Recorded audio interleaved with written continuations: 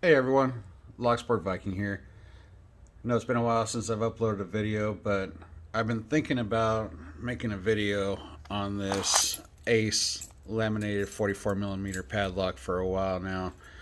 Just really love picking this lock. It's a lot of fun, and a couple days ago I also got some picks in from Peterson and figured, hey, you know what? Let's make this a little combo review video on a few things I've been thinking about lately. So, in a minute here, I will go ahead and pick this bad boy and show you just how much fun it really is. I mean, it is just some really clicky, false settings, serrated goodness, and a fairly inexpensive padlock. I think I paid like $8 from my local hardware store for this thing. So yeah, if you can get your hands on one of these padlocks, I would seriously recommend it. It is a lot of fun. But we'll get to that in a little bit here. The other things I just wanted to touch on real quick. Everybody knows Peterson. Tons of videos on all their stuff. But sorry, I got some dog hair. Petting my dog, and it doesn't go too well with the black background. Anyways, one of the things I wanted to touch bases on is, I've seen a lot of videos recently on Peterson picks. Not showing the same level of quality control as they used to back in the day. So I don't know if I just got lucky or if maybe they fixed whatever the problem was. I don't know if I can get this to zoom in any better, but these picks don't have any of those burned edges that I see other people having issues with. I haven't sanded these yet, and honestly, unless I get really bored, I don't think I will. I'm really happy with the fit and finish on these things. So that's all I really wanted to say about Peterson picks, the government steel with the plastic handles, is that the quality of the quality of quality control, yeah, brilliant, is seems to be on par with what I'm used to from them. And then also, I've seen a couple videos on their Shrike picks, and I'm not a big fan of anything thicker than 18,000s. So I didn't get their standard kit, but they have these. They have a set. These are the Munro, kind of like a DeForest, but they offer these in 25,000s, which I didn't get, but I got the 15 and the 18 just to play around, because I was thinking, if I really like the feedback from government steel, and these picks only have that much government steel, that how much more feedback would a whole pick made of it be? And unfortunately, the day or two that I've been playing around with it, honestly, I prefer the feedback from the plastic handles over the full tang government steel pick. It's not bad. Don't get me wrong. I don't know if it's just because it fits better in my hand or what, but I just get a lot more feedback and feel a lot more comfortable with these than I do with these. But these are definitely still a great option. And if they do come out with a 15 or 18,000th option for their other designs in the Shrike series, I will probably be picking them up. One thing to note on these Munro picks is it's not just a DeForest half diamond pick. This tip is actually fatter. Let me see if I can show you the difference here on camera.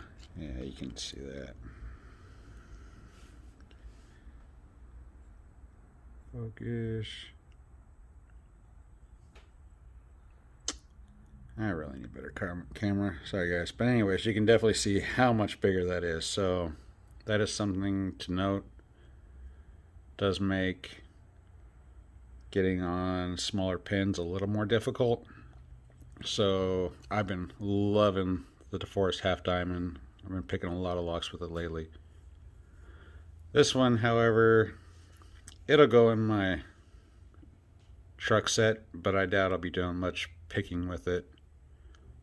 So that's just my thought. Love Peterson. Don't love the Munros. And then last but not least, I've been seeing this on a lot of the lockpicking forums, and I wish I could remember the guy's name who turned me on to this style of tension wrench. But ever since I saw what he did and what it was made out of, I tried it myself, and I am just loving this thing. This is what I made. These are actually made from my fiance's bra wire. Yeah, that was an interesting conversation. Hey, babe, you got any old bras I can cut up? But, I mean, seriously, I love this thing. I have some pry bars from Sparrows. They're okay, and I've tried to make some wire ones, but these, I mean, I love this thing. This thing is just so ergonomic and fits right into my lock. I serrated the tip on both sides to really get some good bite. If only I had a better camera to show it off. And then I did a little bit of filing at the top just to give me a little bite on that. So anyways, that's pretty much everything I've got to show. I'm going to tie in or get set up here and pick this bad boy on camera so you can just see. I mean, it's just really fun. There's a lot of serrated and spool pins in there, and that spring tension is just ridiculous. It's a lot different than any of the Americans or 410 Lottos. Obviously those have no spring tension, so it's just a nice change up and just something else to add to your arsenal of picking knowledge. So stick around for the pick video. If not, have a great one. Stay safe. Alright guys, got it all locked down in the vise. I usually pick this thing freehand, but I'm hoping this will give you guys a better view of what's going on with the core. So hopefully you'll be able to pick up on all the little false sets and counter rotations going on with this thing. Start off on the back pin, and then usually just get a bunch of little minor clicks out of the way. That was pin 2. Pin 1, little click. Come back 2. Just barely touching it, put me into a false set. So let's see if I can get any more out of 2. Give me some counter rotation. Lost most of my false set. Come back to 1. A little bit of counter rotation on that, or maybe it's just that heavy spring tension on this core. Touch 3, got a little bit more false set.